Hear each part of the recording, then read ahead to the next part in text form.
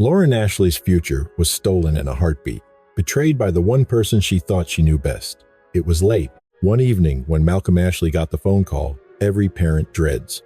Police had found his daughter's car abandoned in a beach parking lot. He didn't think twice.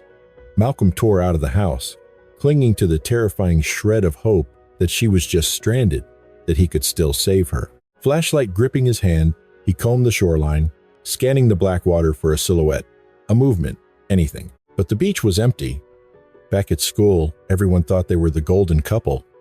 You had Nathaniel Fuja, the brooding star athlete, and Lauren Ashley, the tiny girl with the massive personality. They'd been in each other's orbits for years, but sparks didn't fly until senior year. It began as that classic high school romance, sweet, intense, and full of promise, lasting for 3 years. So, how did it go so wrong? What turned a teenage dream into a nightmare? And why was the reality so impossible to swallow? Let's get into the details. Lauren came into the world on April 1st, 1993, in Boston, Massachusetts, the only child of Mary and Malcolm Ashley.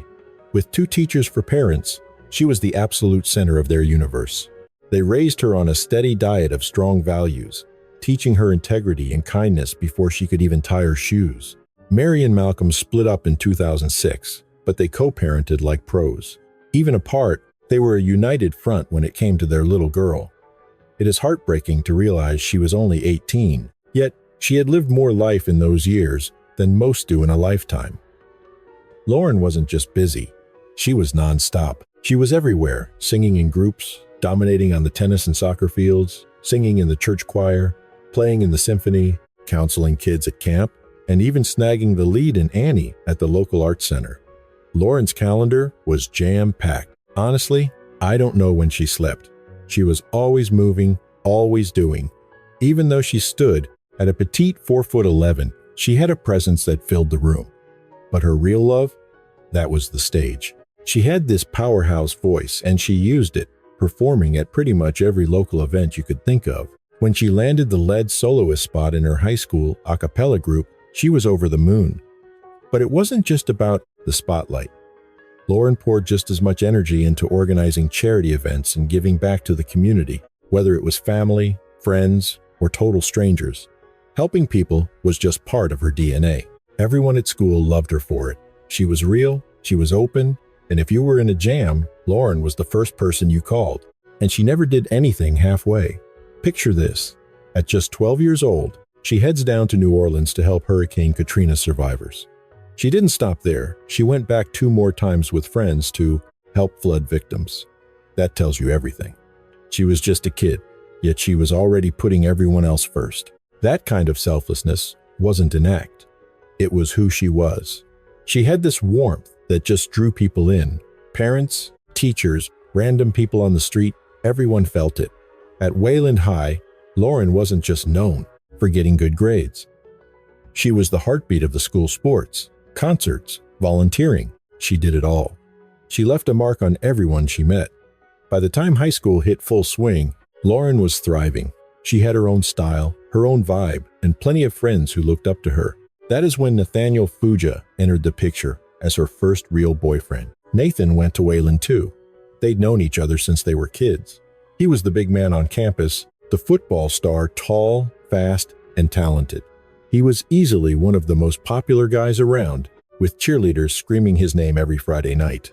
But he only had eyes for Lauren. Nathan was the only child of Beth and Tom Fuja. His dad, Tom, was a big deal, a talented guitarist who taught at Berklee College of Music. The family was well respected in town, known for their artistic flair. In 2010, Lauren even interviewed Nathan's dad for a school project that ended up on YouTube. Because she was dating Nathan, she basically became part of the furniture at the Fuja house. She was there all the time, and the parents got along great too, staying in close contact. For those first 2 years, it was smooth sailing. Just 2 kids in love, playing sports, hanging out, living that carefree teenage life. On the outside, they looked like the perfect match. But you know how it goes. Eventually, the cracks started to show. The bickering started, and suddenly that steady relationship turned into a roller coaster. It became this toxic cycle. Fight, break up, get back together, repeat. One minute they were inseparable, The next, they couldn't stand each other. We see this a lot, even with adults. Nathan was used to getting attention from other girls. He couldn't shake that possessive streak, watching her like a hawk. It ate him up inside, convinced she was pouring her energy into everyone else but him. Senior year hit, and Lauren started getting real about where she was headed, mapping out her life and narrowing down college picks. That's when the light bulb went on. Nathan just didn't belong in the picture anymore. She was totally drained from the drama and the roller coaster ride their relationship had become, and she started plotting her exit strategy. You know how senior year is. It's that massive pivot point right before you hit the real world. At 18. The horizon looks endless, packed with chances to make your mark, chase a career, and vibe with new crowds. For Lauren, college was the launch pad, and she was more than ready for liftoff. She sent her application off to Elon University down in North Carolina, while Nathaniel set his sights on Trinity College in Connecticut. He'd been recruited to play football there, chasing a goal he'd held onto since he was a little kid. Meanwhile, Lauren's crew knew exactly what was up with the toxicity between them and stepped in.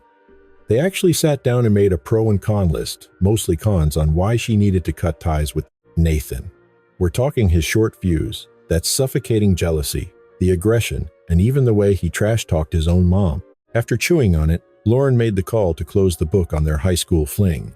It all went down on her birthday in April 2011. She dumped him, and honestly, she later called it one of the best days she ever had.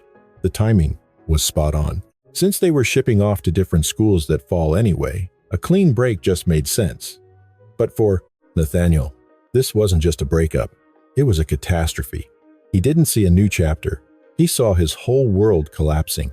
The top football scholarship he'd worked so hard for, suddenly he couldn't care less. His entire existence narrowed down to one thing: Lauren Astley. This guy used to be a machine, always training, full of energy, but he just shut down completely. He spent his days rotting on the sofa, staring at walls, looking totally checked out. No more hanging out. He ghosted his squad and dropped all his habits. Instead, he started hitting the bottle hard and smoking weed every single day. Even though Lauren had pulled the plug months ago, she couldn't turn off her concern for him. It hurt her to see a guy she used to love spiraling like that. A few times, she actually asked her girls if she should text him or try to help, and every single time, they shut it down, warning her not to give him false hope or make him think they were getting back together. Fast forward to the summer of 2011, right after graduation. Lauren was ready to soak up those last few months with her crew before leaving. To kick off this new era, her friends threw a massive bash. Picture a huge tent, about 150 kids and grads buzzing around. Lauren's ex, Nathan, was in the mix too, partying and dancing. But while Lauren was just trying to vibe with her friends, Nathan, who was already wasted, cornered her, trying to fix things. Lauren wasn't having it though. She told him straight up to back off.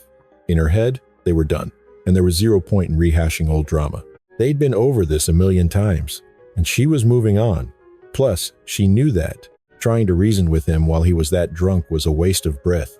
But Nathan, he couldn't handle the fission idea of losing her, and he just wouldn't take no for an answer. He kept pushing, nagging, and wouldn't let up. It got so bad, Lauren started crying, telling a friend that he was basically stalking her at her own party. He shadowed her all night, blocking her from dancing with any other guys. The booze was fueling his rage, and he was getting madder by the minute. When she shut him down again, Nathan snapped. He marched over and smashed into one of the tent poles with everything he had, bringing the whole thing crashing down. People scrambled to lift it back up, but the vibe was dead. It wasn't just Lauren anymore. The whole party turned on him, yelling at him to get out. The night was pretty much trashed. Later on, Lauren vented to her mom about how Nathan acted, explaining that he just wouldn't let go. He was livid that she dumped him, mad that she ignored him, and bitter that she was actually doing fine without him. After that mess, things seemed to cool off for a bit. Lauren picked up a retail gig at the mall to stack some cash before the semester started. On July 3rd, 2011, she clocked in at 10 in the morning. CCTV caught her walking in around 9:45 and riding the escalator. By 6:45 in the evening, her shift was done, and she was spotted walking out on a call. That was the last time anyone saw her alive. She was supposed to link up with friends later, but she never made it. Her crew knew something was wrong immediately. That wasn't like her at all. If plans changed, she'd text. She wouldn't just ghost them. Her dad, Malcolm, started to panic too. She had a simple plan for the evening. Clock out, head home to swap outfits, and link up with her friends. But she never walked through her front door, completely ghosting her usual routine. Her dad, Malcolm, had a gut feeling immediately that something was terribly off, and he didn't sit around waiting. He dialed 911 right away to file a missing persons report. The word that Lauren Ashley had vanished ripped through the town like wildfire, sending a wave of panic through everyone who knew her. The last time anyone laid eyes on her, she was walking out of the mall. Authorities didn't drag their feet on this one. You know how cops usually tell you to wait 24 hours before they start a manhunt? Not this time. They threw the playbook out the window and mobilized instantly. Her inner circle wasn't about to sit tight either. They took action. The second Malcolm hung up the phone, the search party was on. That very night, a patrol unit spotted Lauren's red Jeep abandoned down at Wantown Beach. Windows rolled all the way down. It was a massive red flag. Her purse and laptop were sitting right there on the seat, but there was no sign of Lauren anywhere. It was a dead end. No footprints, no trail, just her car sitting open near the water with absolutely zero clues as to where she went. When Malcolm got the news, he raced to the scene. He didn't even stop at the car. He bolted straight for the die, water's edge, desperately scanning the waves with a flashlight, praying he could still pull her out. But the beach was empty. Her friends were absolutely rattled after hearing about the Jeep. They camped out on the sand all night, holding on to the hope that she'd just walk up. They huddled by the shoreline, staring into the dark, racking their brains trying to figure out where she could be. At that point, the idea that someone actually hurt her didn't even cross their minds. Meanwhile, detectives started grilling her family and crew. They needed to know, did she have enemies? Was there anyone out there with a motive to snatch her? At first, nobody could give them a name. But after pressing a bit harder, the cops found out she had just gone through a breakup. Even then, her friends swore up and down that Nathan wasn't dangerous. Sure, he was moping around and heartbroken, but a killer? No way. The detectives, however, knew better. They knew that a broken heart and jealousy are classic triggers for violence. Plus, Nathaniel Fuja was already on their radar. Investigators paid a visit to the Fujita residence that same evening. They sat down with Nathan, his mom, Beth. His story? He claimed he'd been chilling at home all night. It was an alibi, but not exactly a watertight one. Then he admitted he actually had seen Lauren earlier that day. He said she swung by for maybe 5 minutes, kept the engine running, and they had a quick, awkward chat before she drove off. That was it. On paper, it sounded reasonable enough. But the detectives sensed there was more to it. They knew the split had wrecked him. He'd become a recluse, spiraling into depression and cutting off the outside world. Beth was so worried she'd actually dragged him to therapy, but it didn't seem to make a dent in his mood. She was so desperate to fix her son's broken heart that she'd even gone behind his back to visit Lauren at her job, hoping to bridge the gap. She even asked her own ex to have a man-to-man talk with Nathan, thinking it might help him move on. The next morning, right before the sun came up, a cyclist pedaling down a back road near the highway stumbled onto a nightmare. She was passing a swampy patch when she spotted something drifting in the murky water. Her stomach dropped. She pulled over to take a closer look and realized with horror it was a human body. It was Lauren. Ashley dumped just 5 miles from town. While this was happening, her friends were still back at the beach near her empty Jeep, trying to solve a puzzle with missing pieces. They were running on fumes in pure panic. The kids could do nothing but sit there, paralyzed. They didn't know whether to scream, cry, or keep hoping. It felt impossible to grasp that the girl they were laughing with 24 hours ago was just gone. Her body was recovered about 30 feet off the road. As soon as they pulled her onto the bank, the brutality of the crime was undeniable. A state trooper moved her collar aside and froze. There was a massive, fatal gash across her neck. 18-year-old Lauren had her throat cut, and a bungee cord was tangled in her hair. They rushed her to the medical examiner, while Malcolm clung to that tiny, irrational sliver of hope that there had been a mistake. But that hope shattered the second he walked into the morgue to do the gut-wrenching task of identifying his only child, a nightmare no parent should ever face. Lauren had just turned 18. She was full of life, a talented musician with a bright future ahead of her. Malcolm handed over her ID, looked at her face, and his world ended. It was her. The grief was absolute. But the horror wasn't over. He still had to call Lauren's mom, his ex-wife, and deliver the blow. Within hours, the tragedy rocked the entire town. To the outside world, they were the perfect pair. Friends were blindsided, swearing up and down that Nathan worshipped the ground she walked on and could never hurt a fly, let alone the woman he loved. The accusation felt impossible. Detectives, however, saw through the smoke. Interviews with Nathan's relatives painted a darker picture. The split hadn't just saddened him, it had broken him. Gone was the charismatic gridiron star everyone adored. In his place stood a sullen, isolated shadow of a man. Even American football, the sport that had been his oxygen since he was a kid, couldn't spark a light in his eyes anymore. Desperate to help, Beth approached Lauren, begging her to talk some sense into her son, hoping a familiar friend could pull him out of his funk. It is safe to say Beth was oblivious to the true volatility of their dynamic. She certainly never imagined her request would be the catalyst for a tragedy. Lauren, on the other hand, had her guard up. She had sensed the dangerous shift in her ex's demeanor for weeks, yet her heart was too big to say no. She agreed to the meetup purely to help him heal, not to restart a romance. She felt a heavy duty to pull him out of his dark hole. Mall surveillance footage caught the final moments of her normal routine. Lauren walking out of work, phone pressed to her ear. Call logs would later verify it was Nathan on the line. It was supposed to be a pit stop, 5 minutes, tops, before heading home to change for a night out with the girls. Tragically, she kept this detour to herself. With Nathan's parents out, the house was empty when she pulled up. She texted a single word. Here. That digital footprint, stamped at 7:05 in the evening on July 3rd, was the final signal she ever broadcast to the world. The last known location was the Fuja residence, giving investigators their target. But when they rolled back up on the 4th of July to question the star athlete, he was in the wind. His parents pleaded ignorance regarding his whereabouts, but detectives weren't slowing down. Needing hard proof to pin Lauren's vanishing act on her ex, police obtained a search warrant. They kicked things off in the garage, and the scene that greeted them screamed of violence. Lying near a cord that looked suspiciously like a murder weapon, investigators found a gruesome trail. Blood specked the concrete floor, smeared the doorknob, and stained both the kitchen and bathroom sinks. It appeared someone had done a sloppy job trying to scrub away the crime. The basement yielded a black duffel bag hiding sneakers encased in thick mud. Upstairs, a ladder led them to the attic, where the smoking gun awaited. They found blood-soaked boots and piles of stained clothing stashed away in the dark. To the naked eye, the muck on those sneakers looked like a perfect match for the marshland where Lauren's remains were recovered. Forensics just needed to confirm it. The lab report was a slam dunk. The DNA on Nathan's gear belonged to Lauren, and the soil samples placed him directly at the body dump site.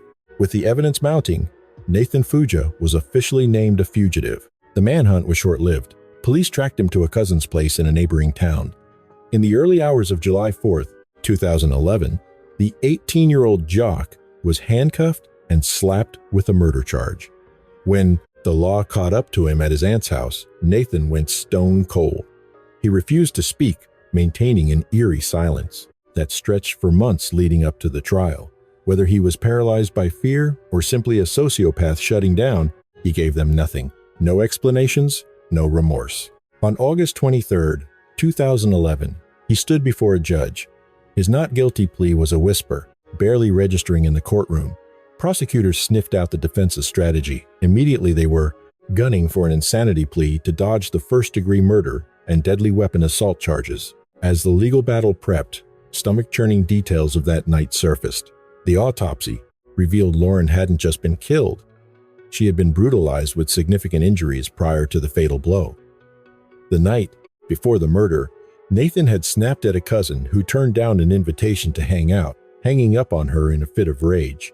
When news of the tragedy broke the next day, that same cousin rang Nathan, asking if he'd heard about Lauren. His reply sent shivers down her spine. He coldly stated the murder weapon was gone for good. He even admitted to ditching Lauren's red Jeep at the beach lot, claiming he just needed time alone with her. With such damning testimony, The prosecutor successfully argued to keep him locked up without bail. A month out from the trial, a motions hearing dropped another bombshell regarding Nathan's history.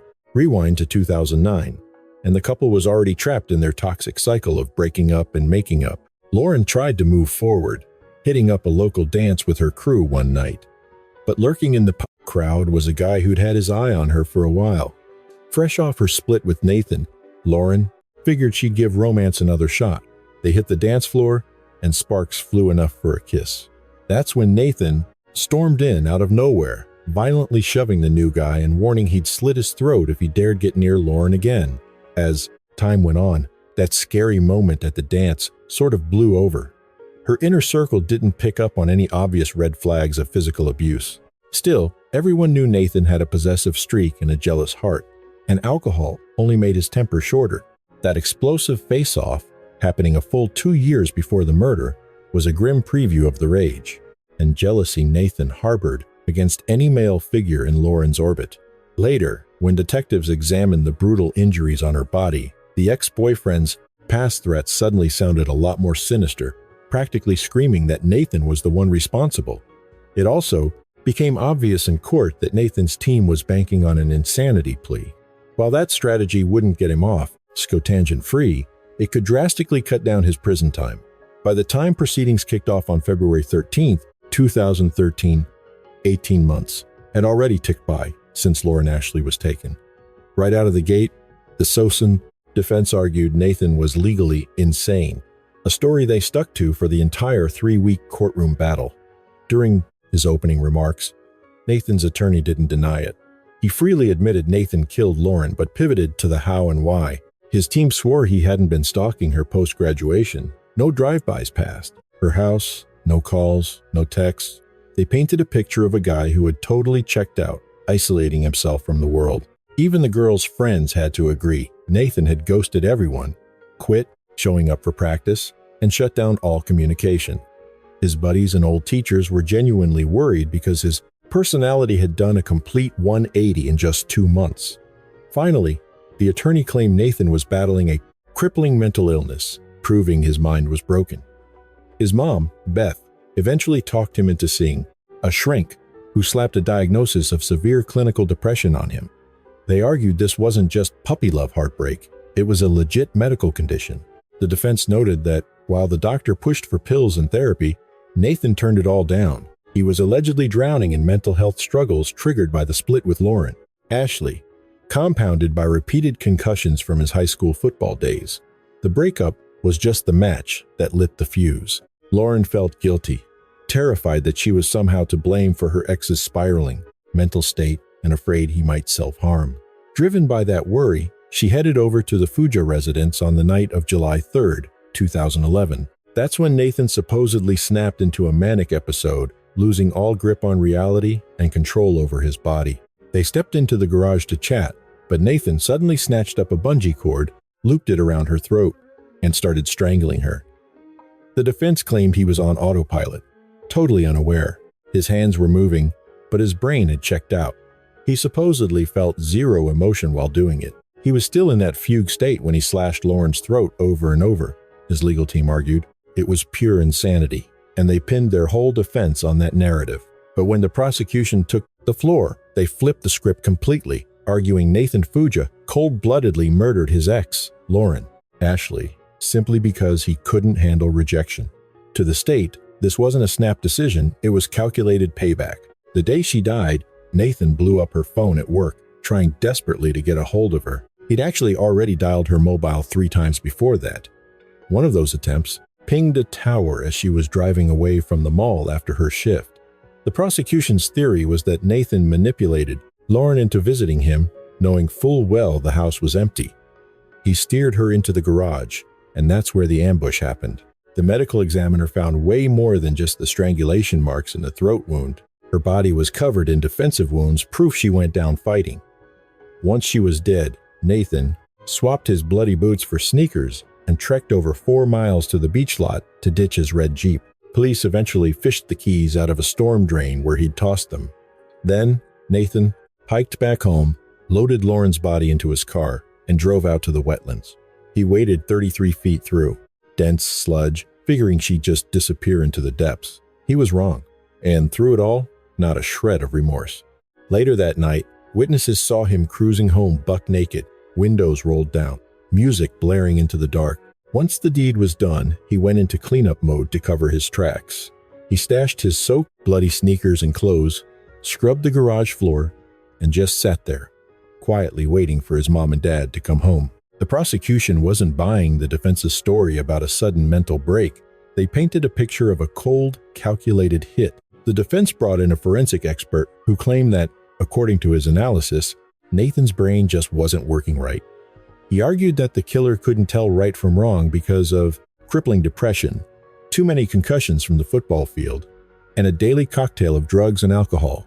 Since there was no prior record of violence between the couple and the cops had never been called, the lawyers insisted this was a tragic, one-time glitch in his sanity, not the actions of a murderer. The state wasn't having any of it. They brought in their own psychiatrist to get inside the defendant's head. This doctor's conclusion was clear. Nathan was completely lucid when he took Lauren's life. The sheer amount of preparation involved proved he knew exactly what he was doing and understood the consequences. The courtroom atmosphere was heavy, and by the time it wrapped up, Lauren's mother was left sitting in silent, crushing grief. The medical examiner dropped a bombshell, revealing that Lauren likely suffered for several minutes, bleeding out after Nathan choked her with a cord and slashed her throat. At 20 years old, Nathan slumped over and sobbed, seemingly realizing for the first time that he was going to pay dearly for taking a life. Nathan's parents were absolute wrecks, unable to process that their son could be capable of such a nightmare. They had doted on him, and honestly, they had loved his girlfriend, Lauren, like she was their own flesh and blood. That made the guilt even heavier when they looked at the Ashley family, who had lost their only baby because of Nathan. These two families used to be tight, but this horror left them standing in the wreckage. Hearts were shattered on both sides of the aisle. On March 7th, 2013, the gavel came down, guilty on all counts. The jury took a full day to reach that verdict, delivering justice for the prosecution and the Ashley family. But really, what peace can that bring when your daughter is gone forever?